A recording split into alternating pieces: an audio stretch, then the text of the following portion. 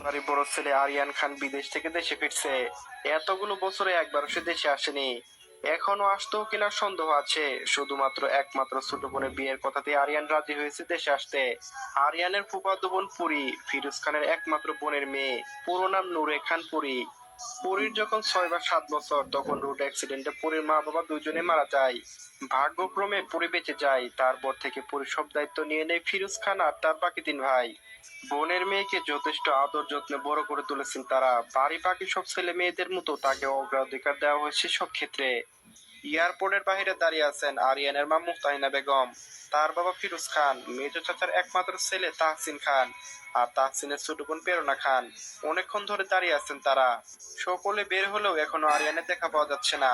এইদিকে ছোট প্রেরণা দাঁড়িয়ে থেকে বারবার তাহসিনকে জিজ্ঞেস করছে, আরিয়ান ভাই কখন আসবে, এখনো আসছে না কেন?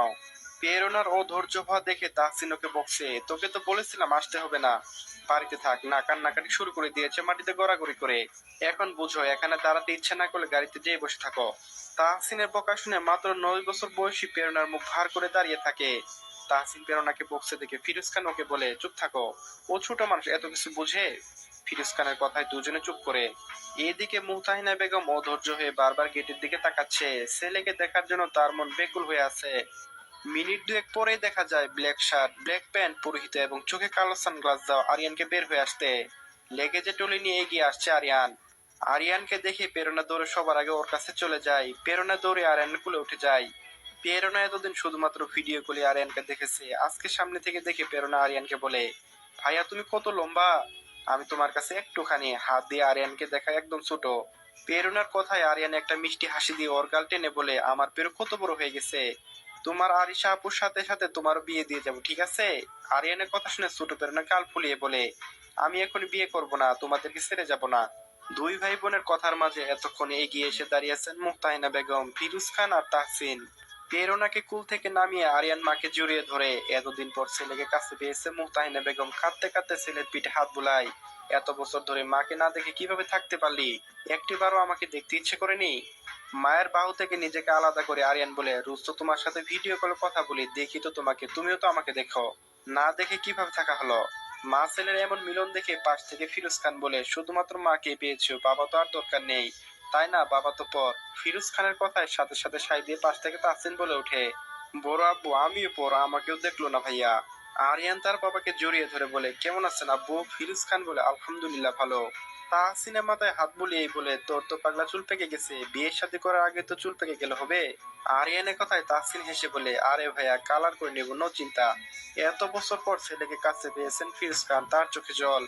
একমাত্র ছেলেকে এত বিদেশে রেখে এতগুলো বছর থাকা যে কতটা কষ্টের তা শুধু তার মা বাবাই জানে।